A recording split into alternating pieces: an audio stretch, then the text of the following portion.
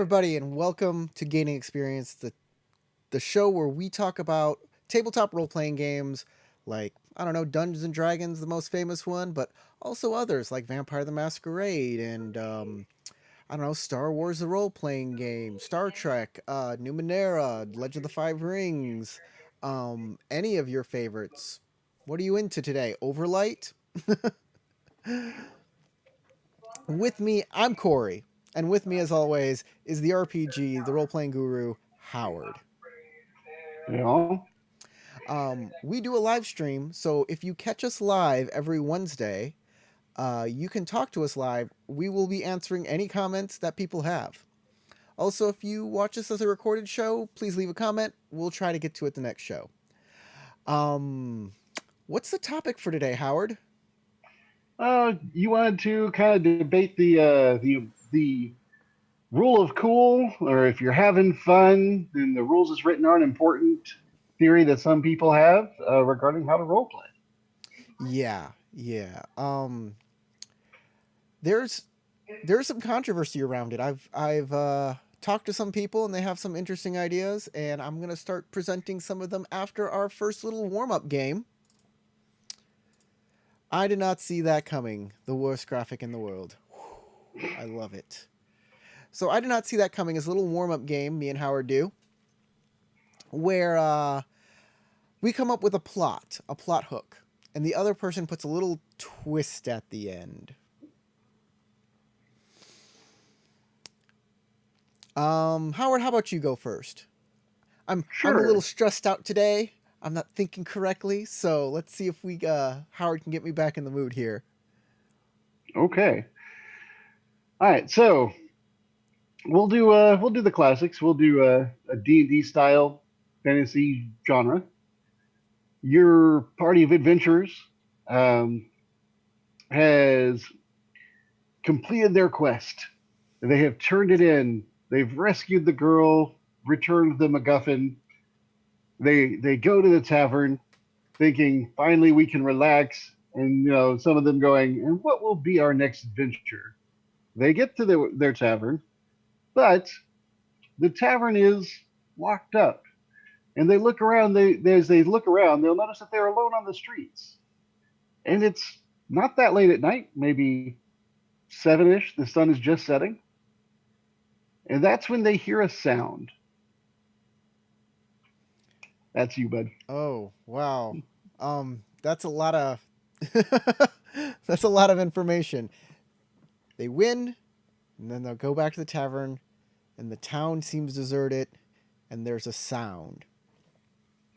And um you know what? It's like a warning sound for oh, hmm. It's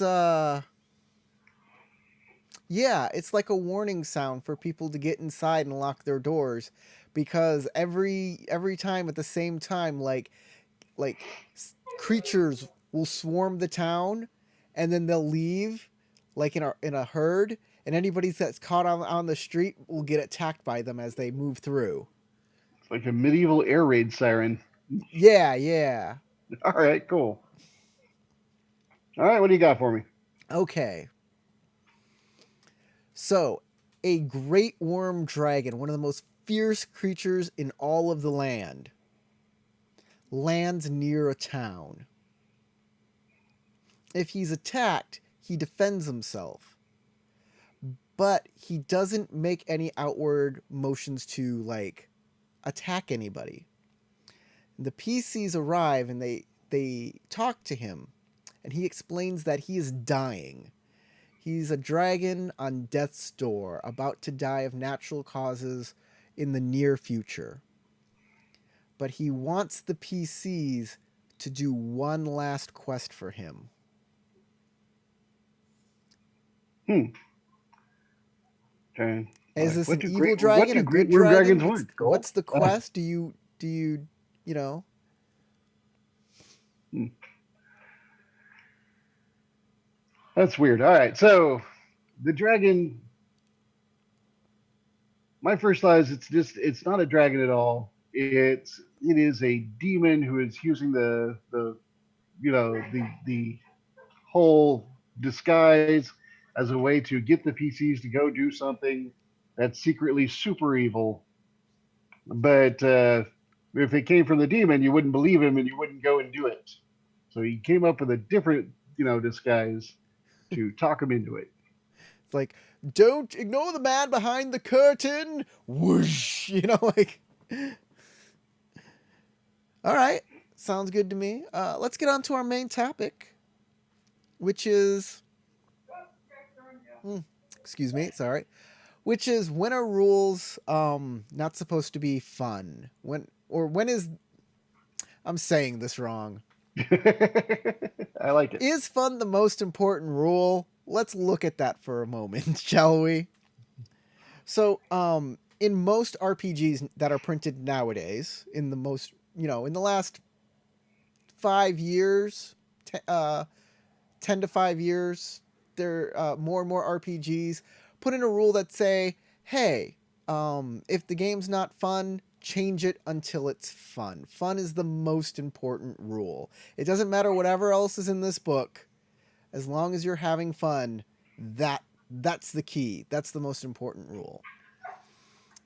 But I found some situations where it might not be. For me, the first one and probably the most prominent one that is an issue with the role of cool is a balance issue. And you have two different players. They're both playing, let's say, fighters, and fighters have certain sets of rules that they have to abide by, and this is how their powers work. And the first guy is kind of a timid player, and he describes exactly what the sheet says he does. He says, "I walk up, I swing my battle axe, I roll this damage, and I do this." And but he counts in that he has to do his full movement, and the other guy's like, "I want to run up, do a flip, hit this guy, and then as I hit him, bring the axe through him into the guy next to him." And a lot of D&D players you meet like, well, I know what ability lets you do things like that. There is one, but this guy doesn't have it any more than the first guy did. But it sounded really cool.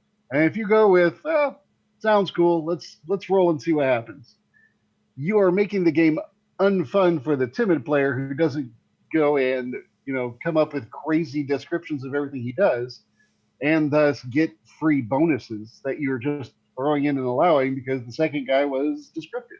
Yeah. It's totally unfair. I think a lot of these examples are going to boil down to it's really fun for one person or one small group of people, but terrible for everybody else or in the long run. And that's a great point. Like, I've been in games where I'm currently in a D&D game where a guy decided to give a bard a special power called cartoon physics, and if he just wants something, he can roll a d20 and pull something out of hammer space or something. And I'm like, why does he get that power? And he's like, because it's fun. It's not fun for me. What do I get? Exactly. That's exactly it. It's a game balance issue. If you give one person extra bonuses and you don't give it to everybody, then that person's going to feel like he's awesome at this, and other people are going to be like he's being favoritism's going on, and he's getting all these freebies, and that's just not fair. And you can actually create resentment, and you can end up ruining your game by allowing this kind of stuff to go on. Mm-hmm. So there are times when rules as written should trump the rule of cool. And for me, game balance is always going to be the first one that comes to mind. So let's move on to another thing that happens in a lot of games. I have mind controlled your character, or I've given your character like a madness. Now he has to act timid, or he has to act scared around somebody. Well, I don't like that. I'm not going to roleplay that. Yep, that is a huge problem, and it's almost like an inverse. Like the rules as written are ruining what would make the game cool for me, but at the same time, you're what you're doing is avoiding the consequences of a thing that happens in the game. So yeah, while it would be cooler to be able to automatically ignore the mind control if you failed the roll, the save, or whatever, or the guy got his roll off, that's what happens, and you should role play it. But at the same time, I'll throw this out there: if they make you role play something that you are literally uncomfortable with, like you're being seduced or something, and you don't want to do that, I think that's a certain point. You should be hey, fade to black, or I don't want to play this game because that is beyond something I'm comfortable with Hmm. being involved in. A lot of GMs are like to say, "Hey, if you don't want to do this, uh, I'm going to take over your character for this small point in time," which I think that's a fair compromise. But also, you're taking over another character's thing, like another player's character, and that also feels bad, right? That is, I guess, the a good compromise, but still a pretty bad solution. Or Well, it's one of the things that I always like to point out is, a lot of these games say you should be 10 years old to play. Stuff like from Vampire the Masquerade and all those say you should be 18 to play. You should be adults. They're adult themes. I know for the live action role play Mind's Eye Society, you literally have to be 18. You have to have ID just to get a membership to play. And that's because if adult themes are going to be an issue with like that in that area, you need to be able to handle it. And if mhm. you should be able to say, this is not something I can handle, either I don't play this game or I don't play during this moment and let the, game master do it. Yeah, exactly. It's like, well, in any other game you play, in like if you play Sorry and you get slid off the board, and then you're like, I don't want to, like, no, I'm not slid off the board. No, you are. You have to be slid off the board. That's how Sorry works. You know, I, No, yeah, I if you flip the table at Monopoly, then I don't want to play Monopoly with you anyway. yeah, yeah. So So if you're that person, don't play. yeah, exactly. Like, sh- should we go as far as to say, like, if you don't want to play your mind control properly, you're a bad role player? No, no. Like I say, certain situations can make people uncomfortable, but you can either No, I not mean, play a game with adult themes, or you can let the game master play your well, character let me give you an example. I have major character afraid. You have to run away. And the guy's like, well, I'm not going to run away. I'm going to charge forward instead. And he's like, no, you're afraid. It's like, well, afraid means fight or flight. So I'm going to do a fight. I'm afraid fighting. properly. I've seen this. I was in a game once where I tried to scare somebody. It was a battle between it was a duel, 1-on-1, and I had a power to scare people, and I figured I would just scare him into running away, and I wouldn't have to kill him. And he said he didn't want to be scared, so I won the challenge. The game master told him he was scared, and he went, "Okay, well, I'm still going to stand here and fight." I was like, "Really? You're going to have just no reaction?" The game master's like, "Dude, you should be peeing yourself." He goes, "Fine," and then he said, "I just pee on him," and he points at me. I'm like, "That makes no sense that you would just whip it out and point it at me because you're scared of me." This is.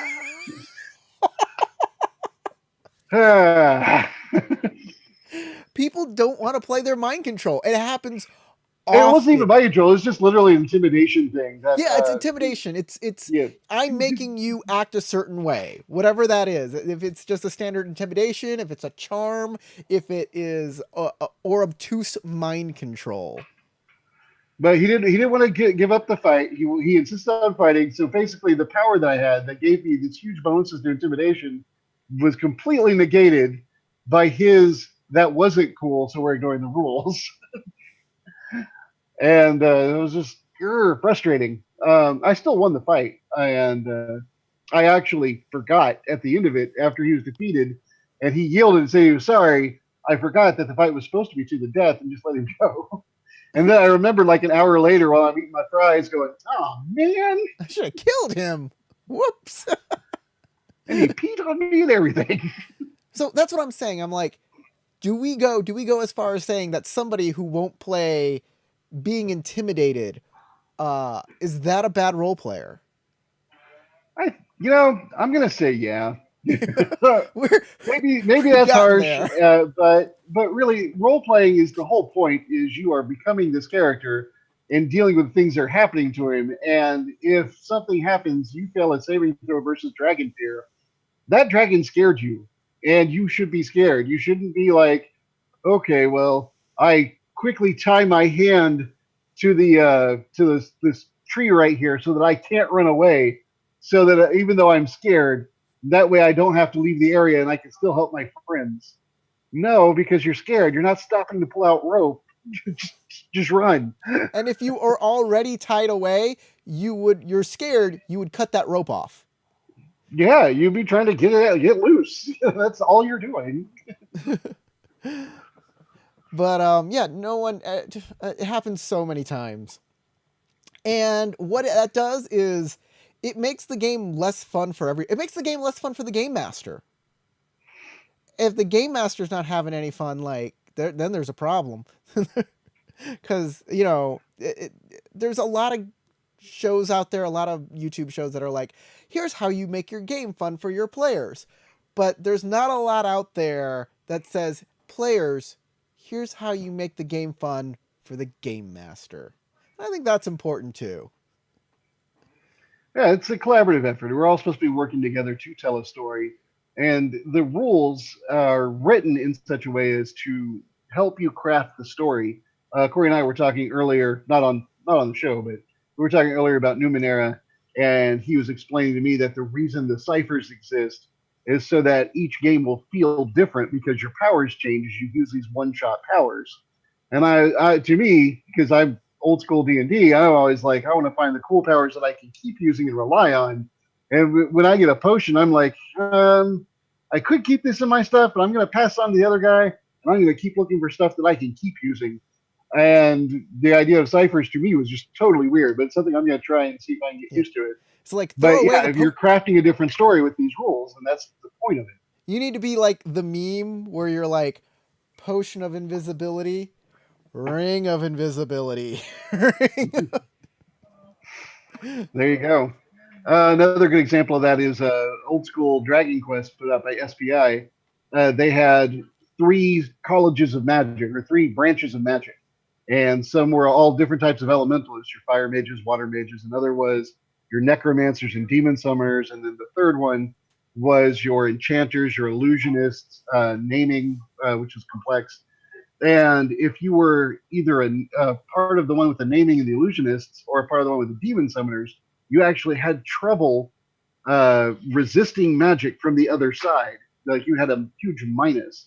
Where if you were in the elemental class, you had no minuses for either one, and you had a bonus versus elements. And each mage had a bonus versus their own type of magic, Huh. and that created an instant animosity just because of the rules that just told you, oh, these guys are our opposites. We don't like them. And that's how it suddenly got role played by in every group that I played Dragon Quest with, without me telling them there was an animosity. They decided there was, and it's the rules can shape the game. Wow, that's an interesting story. Can I go off on a tangent, an unrelated tangent for 1 minute? Sure. So I haven't read the Harry Potter books, but I have watched the movies. And in one of the movies, they explain that Dobby the house elf's magic is like different from anybody else's magic. And that's the reason they can't deal with it. Like, there's no counter to Dobby's magic. He's a house elf. He's more powerful than us all. And for some reason, he's a slave. Sure. But isn't that... In the books, they go really deep into the elves, and they really explain them. But also, they did make it... I don't know if that was just a tool of the writer to go, oh, here's a way to get past this. Their magic's just different. Which I think it kind of was, but they grew into a whole thing. She really wrote a lot about it. So if human mages can't deal with Dobby's magic because it's different, shouldn't Dobby not be able to deal with their magic then? Because shouldn't that edge cut both ways? I don't know. Yeah, you know what? J.K. Rowling just throwing that out there to the internet and seeing what it comes back. All right, moving on. There's a lot of questions on her Twitter if you're really bored. um, so I think the last place where this kind of matters, this when fun matters more than the rules or vice versa, is character death. A lot of people Yeah. think character death isn't fun. And so game masters go out of their way to make character death not a thing. It's true. I don't know. I've seen game masters that if you die, you die, and they don't really do anything. A lot of times it's the players, and there are so many rules already in the books, like Dungeons and Dragons, for example, to get a character resurrected. So keeping the body and going, getting resurrected. But then there are those dungeon masters that are like, he's a cleric, his god brings him back. Get another chance. You respawn. Things like that do detract from the game. It depends on the table. If you make the character death too prominent, it makes the game feel unwinnable. And like there's no point in playing. He's clearly just trying to kill off whatever characters we make. If you make it too sparse, if it never happens, then the game has no teeth to it. There's no challenge. So you just have to find a balance that works for your table. That's the best I can say on that. I'm of the opinion that if you think character death is unfun and so it never happens, you wind up with characters who feel like there's no consequences in life, and that's when you get the little the PC gods that just do whatever they want and get away with anything they want. You know, And that can actually lead to something bad, where at certain points the PCs become so frustrating to the game master running the story that he does become adversarial and start creating the NPC group of PC killers. ooh. This random group of adventurers that are going to show up and kick the crap out of all your characters.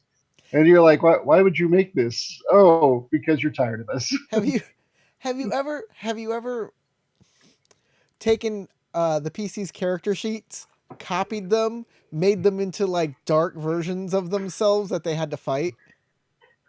Um, I have a plot where that could happen because there is a mirror realm thing that the pieces might discover in the campaign I'm currently running. They don't know this, but hopefully they're not watching. No So, one's watching this. What are you talking about? so I'm pretty safe.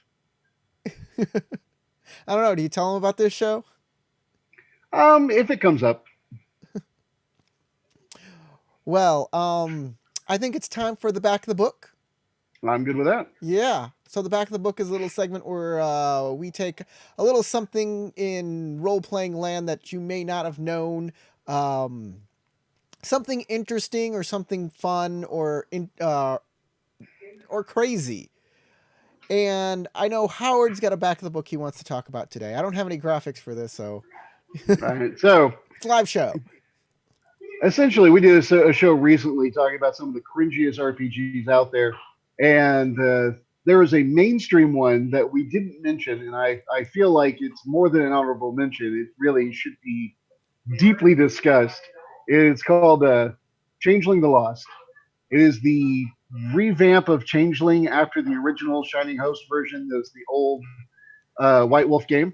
The new one, you play a character who somewhere in his life or her life was abducted, taken across to some faraway place, tortured in absurd ways, and then managed to break free, ran through a forest, and found him or herself back in the real world.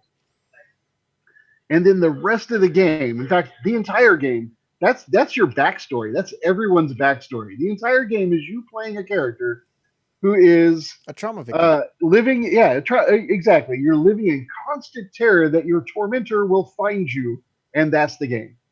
And I was like, whoa, we're all victims here. This is a terrible idea for a game. Why would you do this? I don't want to play a victim. Changeling I with want to play a game PTSD. where I am an adventurer, a hero, or even an anti-hero who's like cool and does stuff, not one who like is terrified. And there's even mentions in the books that if you even have a theory that they're coming and you hear something about it, you're supposed to like role play being terrified. And then they talk about some of the terrible things that could be done to you. And it goes from being turned into a flower for their garden to being forced to dance forever to obviously they do sexual themes. They do all kinds of stuff, just horrible beatings, lashings from like hellscapes. And this is all terrifying and bad. And if you're really into some dark Wait, drama, horror, hold maybe it's for on. you. You escape from a realm in which you were tortured eternally. Did you escape hell? Basically, it's the fairyland, but the whole point is you were abducted, treated terribly, So you you could have been escape, wait, you could yeah, have been turned into a flower. yeah, and you come back as an elemental creature. Wait. This really does sound like hell. Like literal lots of fictional interpretations of hell. Like Dragon Ball Z hell in like Return of Frieza. Frieza is like in a cocoon hanging from a tree while fairies dance around him, torturing him with their happy song. Yeah, that could happen. Yes, absolutely. So Frieza's a changeling. He didn't get any new cool powers, Well, he turned so golden. I don't know. Is that a power? He turned golden. maybe he did. But yeah, that's how the whole game is. You were abducted, you were tortured, you escape through a big forest called the Hedge, and when you get back to the real world, you live in terror that this thing is coming for you. I want to give out a shout to Oregon Polygot. He says that Changeling doesn't sound so different from Out of the Abyss, where characters are trying to escape from the Underdark, but are attacked at every turn, so they're always afraid. Yeah, except that in Changeling you can't win. Oh, you can't win. You just You'll never defeat your tormentors. well, They are written that's as godlike beings. isn't that the theme of the World of Darkness though? Is you never win, you can't Yeah, win. then that's a whole other topic about the problem with that. But yeah, it's because it's specifically the kind of abuse involved, and then there's never going to be a happy ending. I think that makes it terrible Well, because not every other one is all about you being abused. I think in the other World of Darknesses game settings, the hopelessness isn't personal, whereas in Changeling Exactly. it's super personal, or at least that version of Changeling. It's Changeling the what again? The Lost. Changeling the Lost. I played Changeling the Dreaming, a much more happier game. It was a lot of fun. Well, I think we're done for this episode. Subscribe, like it, give us a comment, and we'll talk about you. We like talking about people. Remember, this is a conversation. It's not just we're just trying to be better role players. We want y'all to be better role players. So if you disagree with us, we want to know. We want to know the reasons because we want to be better at what we do. Hey, I'm Corey. That's Howard. We'd like to remind you that there's no level cap on life, so never stop gaining experience.